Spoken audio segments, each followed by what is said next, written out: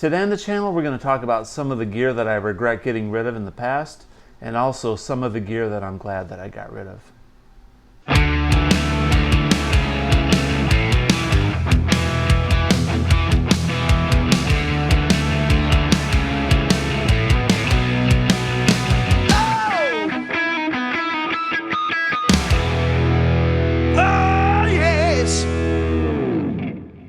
Hey everybody, welcome back to the channel. Today we're going to talk about some of the gear that I regret getting rid of in the past, and also some of the gear that I'm glad that I got rid of. We've all made some bad decisions, or maybe just due to circumstances we've had to get rid of some gear, and later on down the road we really miss it or we regret it, wish we didn't do it.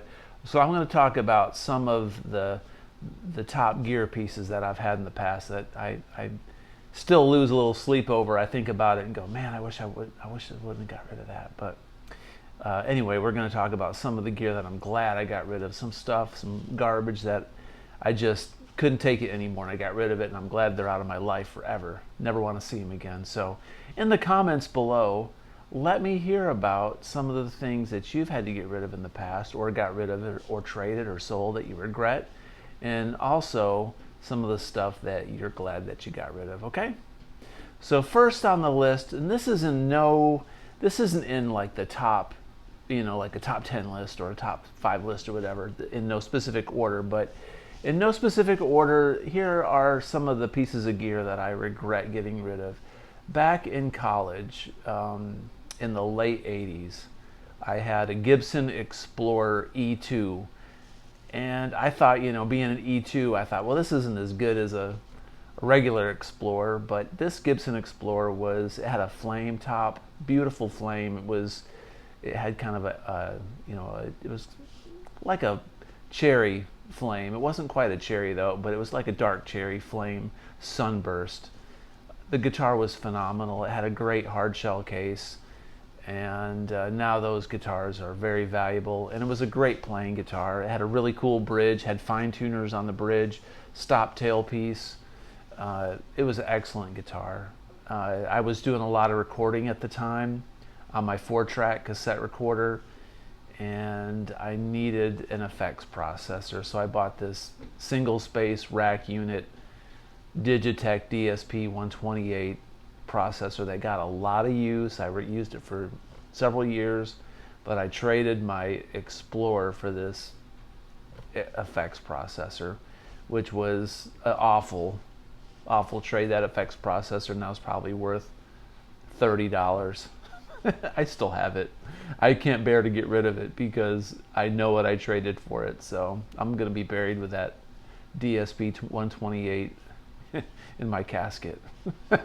Anyway, the E2 Explorer was beautiful. I wish I still had it. I wish I had one. Maybe one day I'll buy another one. Okay, second on my list is another Explorer. You'd think I'd learned my lesson, right? But no, I didn't. In the mid 90s, well, late 90s, I bought a Korina, I think it was Korina wood, TV yellow Gibson Custom Shop Explorer from a shop in Nashville called Rock Block Guitars on Elliston Place, and it had gold hardware, TV yellow. I called it the Beast. Everybody in my band at the time, we called it the Beast because it just had this fantastic sound to it, and it was routed for a Kaler. It had a Kaler tremolo on it, and I didn't use the Kaler. I kept the Kaler bar in the case. The case was all torn up. It'd seen better days, but it was a custom shop TV yellow Explorer. I want to say it was probably in early 80s. I don't remember the year, but it was it was gorgeous and it sounded great. I just had a little bit of astigmatism on the Kaler, and I traded it for something else. I have no idea. I don't even remember what I got for it. I don't think it was a bad trade necessarily, but ironically, years later, about 10 years later, I saw that the same Explorer show up at a Guitar Center locally, and they had it in their used room, and it was about $1,200, and I almost bought it again, but I didn't. I wish I would have. I had a second chance to get it, and I didn't. I knew it was mine because it still had a had a decal on the back of the headstock that a water slide I'd put on there. So anyway, yeah, my TV yellow Korina Explorer custom shop. Next piece of gear that I wish I wouldn't have gotten rid of is a 1989 Paul Reed Smith Custom 24. It was a flame top, it was charcoal, had a few dings on it. I had that guitar around 1998, 99 at the time, and I wanted an Ibanez Gem 7 VWH, and the only way I could get this Ibanez Gem, this brand new Gem, was to get rid of a guitar that was valuable, and for whatever reason I just didn't want the PRS. It was pretty rough shape, man. This PRS had dings all over it, and you couldn't really see the flame very well because it was so dark. This charcoal, it almost looked like a solid color, so I thought it was kind of ugly, but probably be a pretty valuable piece now. But anyway, 1989 PRS Custom 24 charcoal. It sounded great, had the sweet switch on it. I regret getting rid of it. All right, moving on. My very first guitar was a Hondo 2 Les Paul. And, you know, they're not valuable nowadays. I think you can get them for $500. But due to sentimental reasons, I really wish I still had my original, my very first guitar, this Hondo 2 Les Paul. It was a nice guitar, and I traded it for something else, which is on my list coming up of guitars I'm glad I got rid of. So my Hondo 2 Les Paul Sunburst, I still wish I had it. I don't think it was particularly that great of a playing guitar, but it was from the early 80s, so it couldn't have been that bad, right? Anyway, okay, moving on. I wish I had never sold my Peavey Wolfgang. I bought a Peavey Wolfgang, a black one, in 1996, and it was the very first one that you could find in Nashville, and it was had patent pending on the back of the headstock, hard case. It was the real deal Peavey Wolfgang with the arch top in black, and it sounded great. Now it doesn't hold a candle to the Ernie Ball Music Man's, but it was a great guitar. And unfortunately, I was having some trouble with my wife at the time. Who knows exactly what was going on? I still don't know, but I sold it cheap to buy a ring. And anyway, neither the guitar or the woman is in my life anymore. I wish I had the Wolfgang back. I'll tell you something. Anyways, the next piece of gear I wish I'd never got rid of is I had a JCM 800 2203, and it was, I don't know what year it was. It was probably late 80s, early 90s, and all the local bands that I was playing with at the time when I owned it was around 2010. All the local bands I played with were playing these really heavy, super heavy distorted amps like Diesel VH4s and you know, Boogie Mark IIs and Mark Vs and things like that. And I had this JCM 800, and I was putting the Tube Screamer in front of it, 2009 maybe, and I had to put the Tube Screamer in front of it because it didn't have a lot of gain. And all these guitar players from these other bands would come up to me, and you know, they'd say, "Oh man, I love your tone. How do you get that tone?" And I thought they were just being nice. And in me, I was envious and jealous of their lush, amazing tone. So I wound up selling it, and I bought a 5153, a white one, which I loved. But you know, I kind of feel like, you know, I was sort of ahead of the time a little bit, putting Tube Screamers in front of an 800. I thought I was cheating by doing that, and that was a really good tone. And you know, I bought that JCM 800 half stack for about $650 in the mid, like 06, 07, from a used music store in town. And you know, I doubled it when I sold it, but man, I got it cheap. I sold it really cheap. Should have kept it. The last thing I will put on my list of gear that I wish I didn't sell was, I kind of wish I didn't sell it.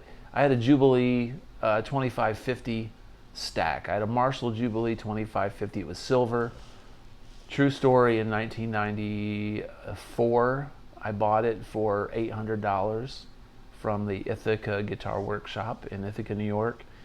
And I had it shipped back down to Nashville, and one of the cabinets the wood got split on it on the side, but that kind of stunk. But I kept it for a long time, and I sold it for quite a bit of money, and I bought my Friedman BE 100 and my 4x12. But now, you know, I got a great price for it, and it was kind of a one-trick pony. I think the Jubilees are overrated. I always say that to my friends. I think that's probably one of the best Marshalls made, but I think they're overrated. They're definitely not worth what they're going for on the market. It's all hype, in my opinion. But I regret selling it due to sentimental reasons, and it was a cool amp. And I see what they're going for now, and I think, man, if I had that amp now, I could sell it again and make more money. So it's not that I want it. I'm like, it's like selling stock when it's too cheap, and you're like, man, I should have hung on to that stock. So anyway, that's my list of stuff that I wish I never got rid of. Now moving on to stuff that I'm glad that I got rid of. Some of this may be a little controversial, probably not too bad, but the first thing on the list is my Kramer 1984 reissue, not the Holy Grail 84 Kramer, but you know, it's on my channel. You can see videos of it. I had a white 1984 series Kramer that was new around 2019, maybe 2018, 2019, and man, I couldn't bond with it. And when I finally bought the Frankenstein and the EVH Frankenstein, the Relic series Frankenstein, I just had no use for it. I don't think it wasn't really a great playing guitar. I don't think it sounded that great. It looked nice. It wasn't the worst guitar ever, but I sold it to fund my EVH Relic series. But don't miss it, and you know, I just never could bond with it. I didn't like the neck on it, and I didn't think the tone of it was that good. All right, next one that I don't regret selling is I had an early 90s American Fender Stratocaster. Man, that thing was a clunker. I was going through this phase in the 90s where I wanted that Frusciante sound, and I wanted that SRV sound, and I wanted that, you know, really nice, juicy Eric Johnson tone, and I thought the way to get it is with an American Strat. And I bought this American Stratocaster Sunburst at a local shop. You know, I paid maybe $4.95, $5.95, something like that for it. So it was a decent deal, and man, that thing was a clunker. It was all original, but it sounded terrible. It would not stay in tune, and it was one of the ugliest Sunburst colors I ever saw, and that may be why it was fairly cheap at the time. But I played a gig with it, and I tried to like it, and I brought it to a gig one night, and the next day I brought it down to a music store and swapped it for something else, and never thought about it since until making this list for this video. But God, I hated that Strat. I hope that it's met its demise. Anyway, moving on, the next guitar that I got rid of that I don't regret in the least bit is I had a 2019 Gibson SG Special. It was a Pelham Blue SG Special. There's been some videos of it on the channel. Now the guitar sounded sonically a little bit muddy. The P90s were nice, but they were a little muddy sounding, but they didn't sound nearly as good as some of the other guitars that I have that have P90 pickups. I don't know if it's the Pelham Blue paint that they put on those guitars that it's so thick, but over time I just kind of grew, I just didn't like the Pelham Blue. I didn't like the shade of Pelham Blue. I didn't really care for the vintage style tuners. It was very neck heavy, and it was painted so thick it felt like I was holding on to a piece of fiberglass, and it was sticky when you played it, and sonically it just was very muddy sounding. And P90s are kind of noisy. which is okay if they sound good, but dealing with the noise and the muddiness of that guitar, I had to let it go. So maybe some of you out there have a 60s reissue Pelham Blue SG and you love it. That's great, but I would buy the Epiphone over the Gibson because they're probably similar, and Epiphone would be cheaper, but didn't like that guitar. I bought it cheap and I sold it for quite a bit of money, so that was another good reason to sell it. All right, so another guitar on my list. I told you earlier I regret not having my original guitar, my very first guitar, which was the Hondo 2 Les Paul. Well, I traded that guitar in because I wanted something with a whammy bar, and I made one of the worst decisions ever. I got the Hondo Strat. It was a black Stratocaster. That guitar sounded like a bag of bumblebees with distortion on it. It didn't stay in tune. The tremolo bar was trash. I had turned it too many times, and I stripped it out so the whammy bar would barely stay into the tremolo system. It was the cheapest metal. It was paper thin. It sounded like crap.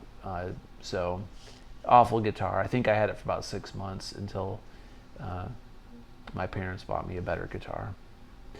So yeah, do not regret getting rid of the Hondo Strat.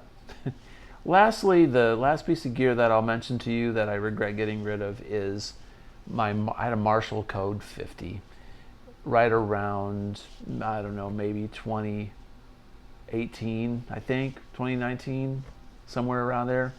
I wasn't into modeling amps. I was kind of new to it. I was kind of late to the party, and I noticed the Code 50 was out, and it had some emulated amps in it, and it had a Bluetooth application on the phone. You could adjust your settings and do different patches with the Marshall app.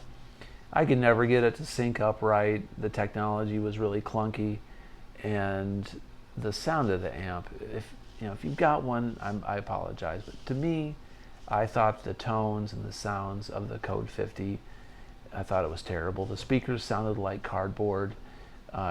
I really wanted to like it. It looked cool from the front, but man, what a disaster. The Code 50 was not a good purchase. I wound up trading that in and getting something else. I wound up just getting rid of it and buying, I think the Hughes and Kettner amp that I've got, the tube Hughes and Kettner. I think I found that used and put the Code 50 towards that money towards funding another tube amp. So yeah. Would not recommend any of the Code series Marshalls. If you want to get a semi-affordable Marshall, get an Origin. The Origin series are much better. So there you go. I hope you like this content. I hope you found my list interesting and it jogged your memory of some of the gear that you wish you never got rid of and some gear that you're glad you got rid of. Please comment below and let me know. I want to hear all your responses. I'll respond to as many comments as I can. And until next time, please consider subscribing and have a great day. Peace out.